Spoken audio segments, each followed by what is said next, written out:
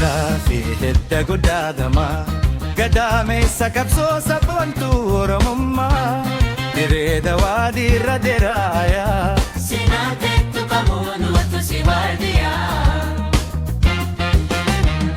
Diraafi hidda guddaadhamaa gadaameessa qabsoo sabboontuu Oromummaa dirree dawaa dirra deraayaa Sinaateettu qabuun wattu si baadiyyaa.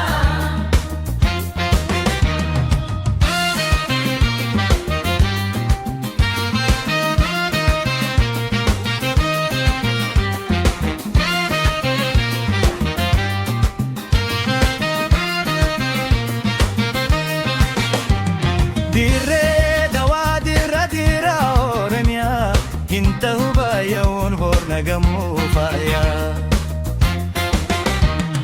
Eenyummaan isaa dirreedhaa hojjaasaa si himaa sobni seenaan ta'uu dirreen Oromiyumaa.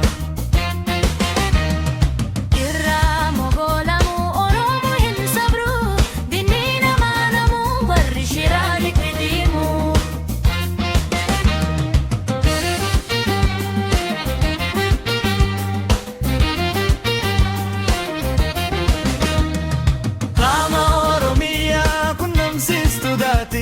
Waltajjii ogummaa faarsummaa hundaati. Walgahii Oromoota diraa sabboonummaa mana barumsaati qabsuuf bilisummaa. Oolaa ilmaan ayyaama Oromiyaa dinni namaa hundu diriin dirra hidda keenyaa. Diraafi hidda guddaadhamaa gadaameessa qabsoo sabboontuu Oromummaa dirree dawaa dirra deraayaa Sinaateettu qabuun wattu si baadiyyaa.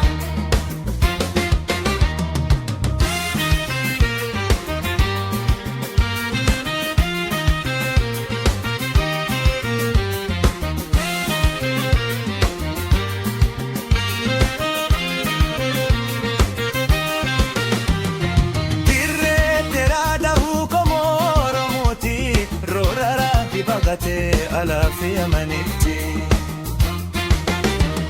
boqonnaa asalaatii dhiigaa gabroonfattu daadachuu afaaniin dirreen hin tuqamtu.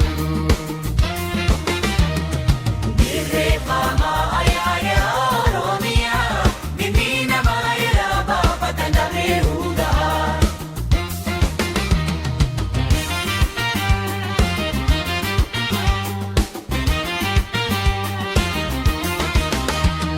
Nuuni kubaa kabaa rabbi fi seenaanii agata roorooti dirree kubaa laachuuni.